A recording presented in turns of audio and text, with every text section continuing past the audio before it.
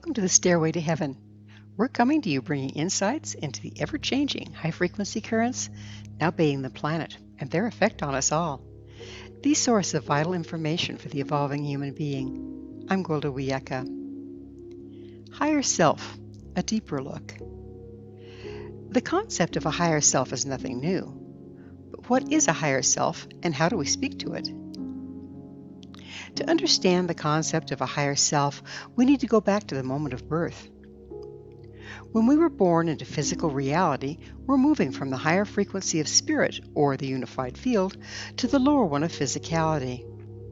This necessitates we break off from some of our natural frequency expression to accommodate becoming physical. The severance is so severe it results in amnesia. We totally forget who we were and what happened before we got here.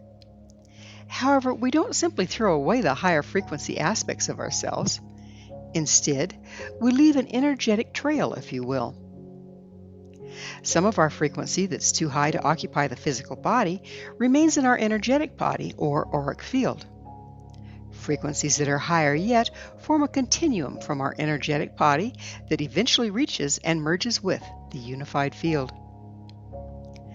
The higher self is not so much a persona as a frequency band running from the portion of us able to incarnate to the aspects of us that connect with the unified field. Those of us alive now came during lower frequency times, as the frequency on the planet has been steadily rising for generations. Those born after us come in with fewer frequency restrictions. The ambient frequency of the planet at the time of their birth was higher, accommodating greater portions of the frequency body to incarnate. During higher frequency times, children are coming in with more of their frequency intact and therefore have access to greater truths than those in times past. It's necessary to steward these gifted ones to our reality without imposing it upon them. We must never invalidate their dreams, imagination, or their reality. These children may remember more than we've forgotten, and they hold the key to tomorrow. As the ambient frequency rises, those of us born previously are not necessarily stuck with the frequency we retained at birth. Now that the aspects that we previously disconnected from are more compatible with the ambient frequency of the planet, we can reverse the process and reconnect with the higher frequency aspects of ourselves, aka our higher self. But to do so, we must clear damage, belief systems, defense mechanisms, and much of our socialization to accommodate an increased frequency. In addition, we have lived our entire lives with limited frequency and, as a result, limited perception. We have framed our perceptions of reality around those limitations. This incomplete or even erroneous perception of reality must be dismantled to make way for new concepts and understanding. It's also necessary to heal the physical body so it can accommodate greater frequency. Our physical bodies are much like a speaker wire. Wire made from metal with greater frequency resistance distorts the signal, resulting in inaccurate representation of sound. When our bodies are toxic and sick, they will have greater difficulty accessing information from higher sources. Furthermore, they cannot accurately channel spiritual information without distorting it. As we clear our body and accommodate higher frequency into our physical form, our brain has increased access to higher frequencies and therefore more complete information from the unified field. As our physical form resonates with a higher frequency, we become more expansive, making room for additional frequency to download into our energetic fields. This makes a continuum of additional frequency and therefore information available to us. This is the process of spiritual evolution. Along this frequency continuum are several transducers whereby the language of the higher frequency of spirit can be decoded to make sense to the mind and applicable to physical reality. One major point of transduction is the imagination. The imagination links the physical brain to the energetic field. Imagination accesses the energetic field and presents the information found there as metaphors that can be decoded, stepped down into a form the physical brain can work with to gain further knowledge and understanding. Thus, the fallacy of believing all knowledge comes from books or from others What we find there is old information, often subject to distortion when it was originally accessed. That's not to say the knowledge we get from education is useless, but rather a warning to understand its limitations. After all, information from the unified field via our imaginations is also subject to gross misinterpretation. A common mistake is to read metaphorical information as literal. The imagination can be used to access information and concepts, but it can also be used to build and manifest. There's more on this topic in the Stairway to Heaven episode number 29, Alchemy and Manifestation. In the imagination, the higher self may present as a persona. This can be extremely helpful, as it's much easier to relate to a persona and understand language from one than from pure frequency. This does not mean the persona associated with our higher self in our imagination is not real. It's as real as we are, since we are also metaphorical representations of frequency. Be aware there are limitations inherited in the information received from our higher selves. The higher frequency, the more capacity for greater knowledge and understanding. The pitfall? What's true at one frequency becomes only partial truth at a higher one. So, if we consider information from a higher aspect of ourselves to be ultimate knowledge, we're destined for disappointment. Truth evolves as we do. The reverse is also true. We may be getting accurate information from a higher aspect of ourselves, but due to the frequency at which we're currently operating, cannot fully interpret or understand it. Truth can only evolve if we do. So how do we commune with our higher selves at will?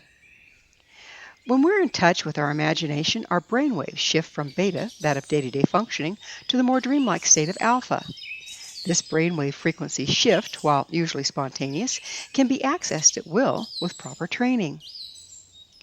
The ancient masters, they mastered their brainwaves frequencies through the discipline of shamanism, meditation, dance, rhythm, among others. These trance-like states altered brainwave frequency, granting access to the imagination. Through active imagination skills, one can access the higher self and glean information from the unified field. Again, the trick is interpreting the information found there. This is a learned skill and can be more complex than accessing the information to begin with. It requires a willingness to let go of what we think we know, and openness to reevaluating our concept of reality. There's such a vast amount of information in the unified field. How can we locate what we're looking for? Is there an index of contents, like at a library? Well, in a way there is. It's known as personal intention.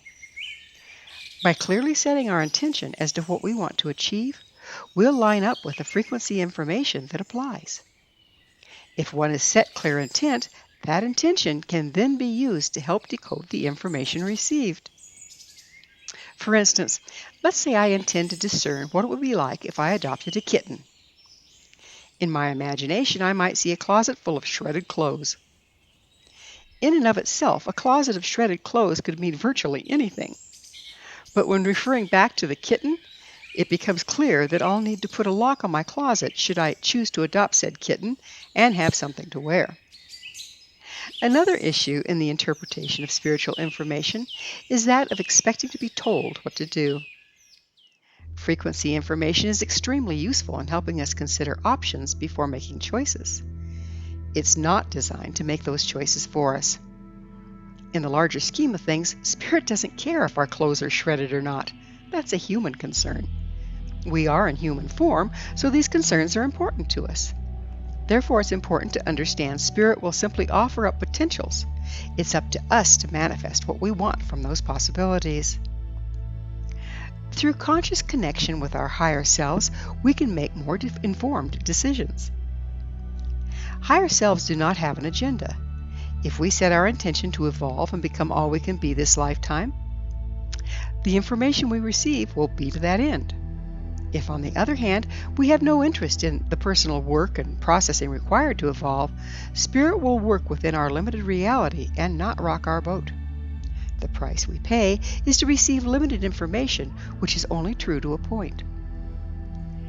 Communion with our higher selves requires the following: provision for healing and processing and the willingness to do so, a shamanic or meditative practice that enables us to alter our brainwaves at will, setting clear intention, accurate means of decoding spiritual information, ability to reframe our concept of reality to incorporate the additional information, and taking responsibility for our own choices and acting upon the information provided. When choosing to engage our higher self, some basic tools are needed. The first is a means to access the imagination at will. For this, you can use biofeedback or learn basic shamanic journey skills to access and recognize the alpha brainwave state. Use a journal to record your experience. Start by writing down your intention and a clear question for your higher self. Make sure the question does not require them to make a value judgment for you. Once you've accessed the dream state of alpha, remember all that passes through your imagination and journal it in detail. Don't try to make sense of it while you're in alpha. Simply record what you experience. Interpretation is a beta activity, so leave it until you return. Acquiring a good dream interpretation book and looking up all the symbols in your journal entry can help you learn the art of metaphor interpretation. Refer to the meaning back to your intention and question. Journal possible interpretations, but remain open. The information tends to deepen with time. Another method of accessing information channels is to sleep on it.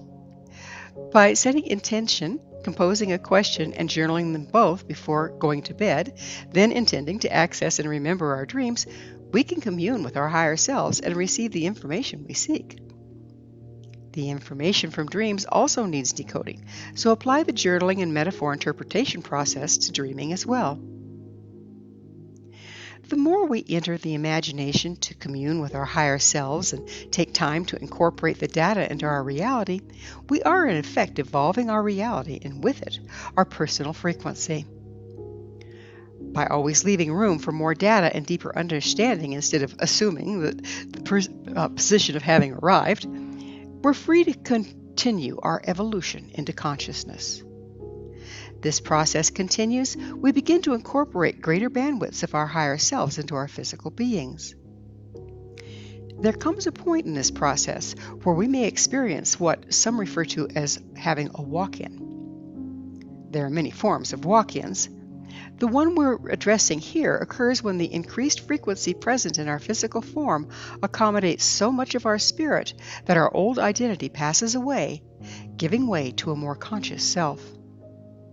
Walk-ins are not a one-time deal. When evolving, you're likely to experience a series of them. Some are small and hardly noticeable until one day you realize you simply do not view life or relate the same way you used to. Others are monumental, leaving one reeling in an identity crisis with an overwhelming sense of disorientation. Fortunately, this upheaval passes as we integrate the more expansive frequency and let go of judgments, misconceptions, and realities that do not jive with the higher frequency. We need to be prepared to possibly let go of old relationships that were based upon agreement in the old reality we're transcending. But take heart. Nature hates a vacuum. Before long, you'll draw new relationships based upon who you are becoming rather than who you have been. After all, our old identities were based on lifetime after lifetime of damage and low-frequency information.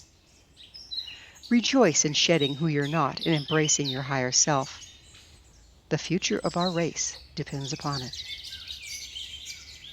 Thank you for joining me, Gwilda Wiyaka, on the Stairway to Heaven, where we provide updates on the energetic currents facilitating our evolution into conscious, powerful co-creators. As I'm sure you've noticed, not only do the Stairway to Heaven episodes stand alone, but they weave together to form a map to evolution and personal empowerment as we enter the new era. To revisit this or any of our past episodes, visit our archives at www.stairwaytoheavenmedia.com. If you'd like to find out more about me, my school, and the evolutionary tools we offer, visit www.findyourpathhome.com. Until next time, may you be blessed on your sacred path to wholeness. We are here. The time is now.